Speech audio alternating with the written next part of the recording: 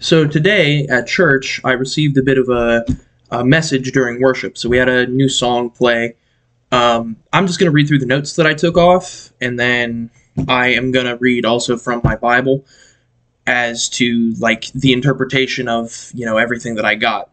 Let me drop my blinds a little bit more so that way it's not like blindingly bright. All right, so I titled it Christ's Gift. Christ's Gift. There we go. I don't need to do anything because he already did it. When he got up, I got up too. It doesn't matter what I did or how I pray, he already did it. He already answered. He just has been waiting on me to come to him. I gave up my life because he gave up his. He gave me the life I have. This is all that I know. He gave me my life. Hell had to loose its grip. Hell had to lose. Because when Christ got up, when he rolled the stone, when he said, "Rise up," he did it all. It's already done. And it took me so long in my walk with him to understand that. It took a song today. It took a song to realize that it's already done. He already did what he needed to do. It's bright.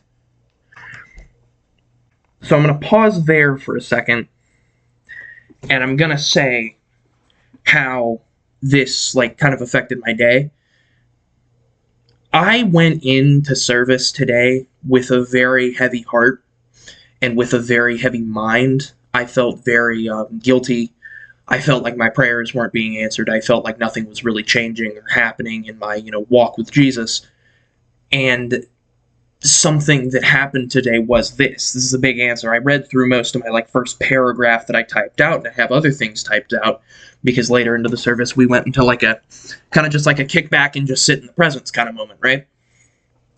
So I'm going to read just a little bit more, but I'm going to stop right there to really emphasize that he already did it. He already won the fight. Something that I, as a Christian, struggle so much with is realizing that it's already done. I'm constantly praying. I'm constantly, nonstop, "Jesus, can you do this? Jesus, can you do this? Jesus, can you do this?" And it weighs on me because it feels like, okay, well, I'm not doing something right because then why is my prayer not being immediately answered? It's already done. Something that he did, he went to the cross. He took the cross for us, right? He took the cross for us. He took that for us. And our burden's easy now because he already did it. And that's something that I say later in here. He already did this. He already decided. He has done it. He already decided that. He's decided everything that's going to happen.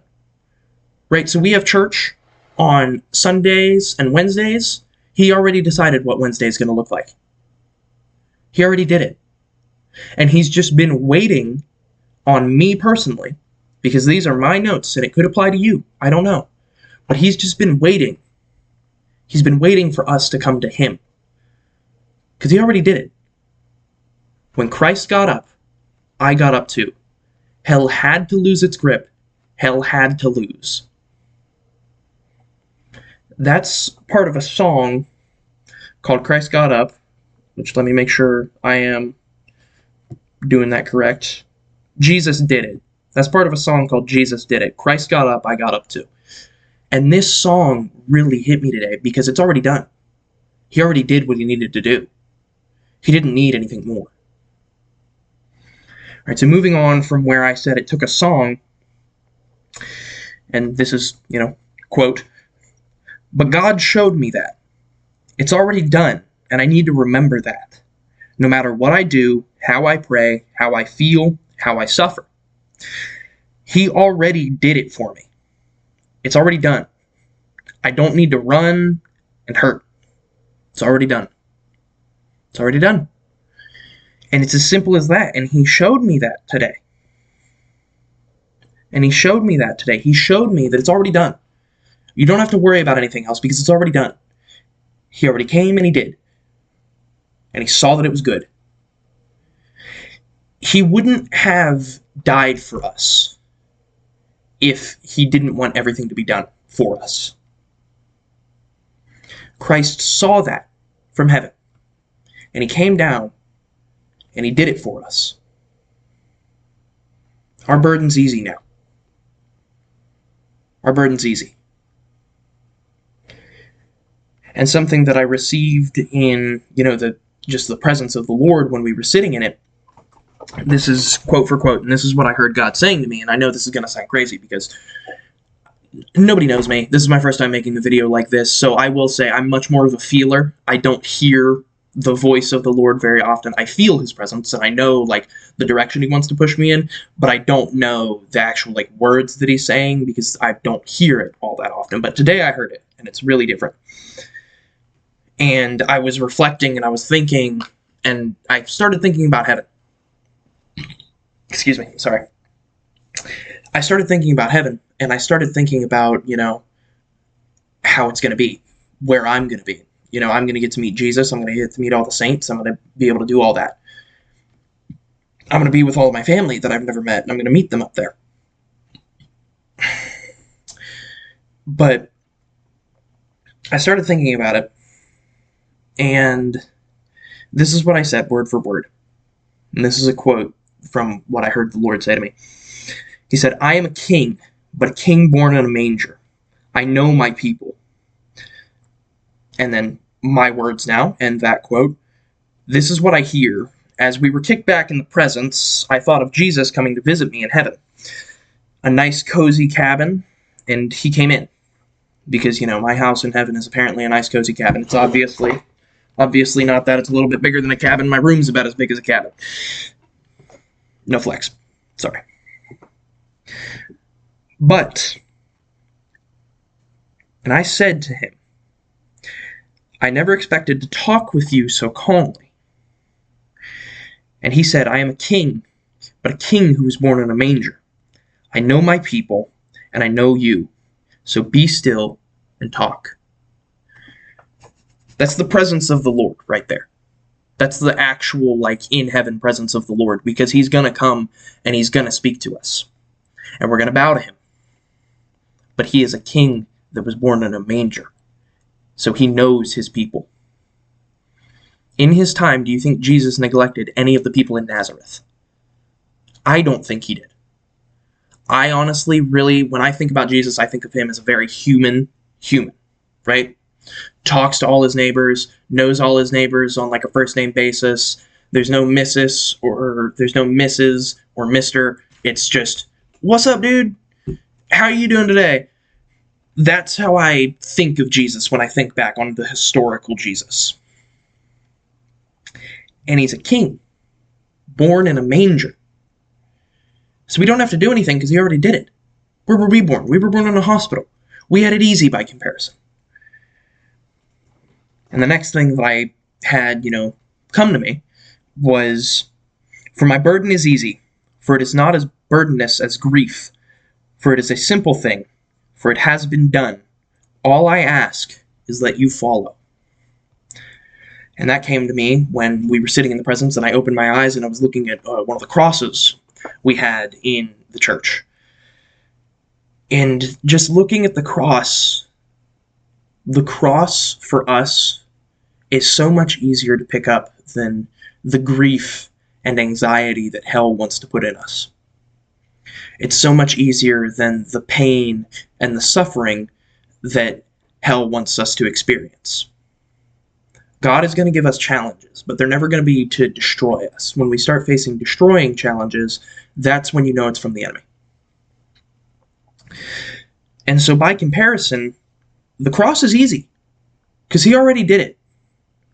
He already went and died for us. He already absolved us of our sins. So when he took that cross, when he went and he died for us, that's when our burden got significantly lighter. That's when our burden became significantly easier. Because he was so glorious and holy to come down and do that for us. And he made it so easy for us to just sit in his presence and love him. And now when I go into prayer, I realize that. I realize that it's already done. So I don't need to stress about, where my next meal's going to come from. And I know a lot of people do. And I do too. Like, I'm not rolling in money. By no means. I have to work for my own money to be able to buy my own groceries and everything. I'm still a young kid, yeah, but I prefer to buy my own things. So I need to, portion that out, but I don't need to worry about that because it's already done. He planned out every single day in front of us. Every single day has been planned out, and it was ready since the beginning of time. Since he said, "Let there be light," it was planned. It was ready. It was done. It was done. He did it. He did it all. And he did it all like that. It took him no effort. But he still came and gave the effort to preach to the masses, and gave the effort to perform miracles, and gave the effort to take the cross and to be crucified, to be whipped 40 times, flogged, taken to the cross, had 2 nails driven through his wrists and 1 through both of his feet, and he died on that cross for us. He gave the effort when it would have taken him none. But he gave the effort so that way you and I didn't have to give it now. Because he already did it. And it's already done. And that's such a miraculous thing for me to know, because I've been walking with Christ for going on 3 years now. I was saved when I was 15. I'm 17 now. So yeah, going on 3 years now. It has taken me that long, and it took a song, one song, to make me realize it's already done. It didn't take more than that. My story ended, my stress ended when Jesus rose. That's right when my stress ended.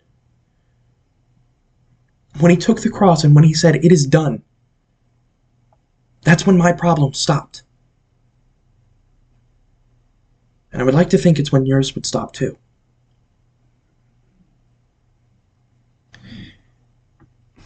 The next thing is Mark 4:40. So let me... It's a little bit too far. That's Mark 9. 3, 4, 40. Okay, so I'm going to read from 35 to 40. I have a King James, so forgive if it sounds weird. Jesus calms the sea, Mark 35. "In the same day when the even was come, he said unto them, Let us pass over unto the other side. And when they had sent away the multitudes, they took him, even as he was, in the ship. And there were also with him other little ships. And there arose a great storm of wind, and the waves beat into the ship, so that it was now full," meaning the ship was essentially flooded with water. I know it's a little bit more complicated because it's Old English. I'm going to try to paraphrase as best as I can. Verse 38, "And he was in the back part of the ship, asleep on a pillow. And they woke him up, and said unto him, Master, do you not care that we die, that we perish, that we die? Do you not care that we would die? And he arose and rebuked the wind, and said unto the sea, Peace, be still. And the wind ceased, and there was a great calm." Now verse 40, "And he said unto them, Why are ye so fearful? How is it that ye have no faith?" And what I wrote down regarding this, because, part of the service was, reading of the Bible, as it always is, and this was the part, and our pastor really wanted to stay on verse 35, but verse 40 is what was really sticking out to me. And here's what I wrote on it. Mark 4:40, "Fearful of failing, of falling short, fearful that he didn't do it yet, that I need him to show up, that I need to pray for it. He already did it. And he will look at you and say, How is it that ye have no faith?" And then me paraphrasing this, "Why do you have no faith? I already did it. It's already done. Suffer it no longer. It's done." And that's all anxiety. That's all fear. Any of that. He already did it. It's already done. So when he says, "Why are ye so fearful? How is it that ye have no faith?" He's asking us, why is it that you're afraid? Why do you not believe that I've done it? Why do you not believe that I came and I died for you? Because I can fully agree with, my interpretation of it. If anybody else has a different interpretation of it, please, absolutely, blast me with it. I would love to get as much interaction with this as possible, because I want to know how people read the Bible. But my interpretation of it is, how is it that ye have no faith? How is it that you aren't faithful when things get bad? And that's specifically for me, because I felt like my prayers weren't being answered. There's a person very close to me, and they're not saved. And just last night I was journaling about it, and I was like, Lord, save them. Save them. Because I want you to, I need you to, I need you to save them, I need you to show up, I need your presence here, and I need it now. But it's already done. He already did it. He decided every day, every moment, every salvation, every reclamation, every decision, every paycheck, every bill. He already decided that. And he did it so long ago that it's incomprehensible to our minds. So I know this video is long, and I know more than likely it's going to look terrible because of the camera. But you don't have to watch it. You can just listen. He's already done everything we need him to. So though, yes, still pray, still get in that special place with him, still experience his presence, still be seeking after Jesus Christ, I implore you to just remember always, as I have found out today, he's done it. And he did it for you and me. He did it for all of us. And not just the followers of Christ. We need to be the one for the 99. So if this can speak nothing else, let it speak this. He already did it.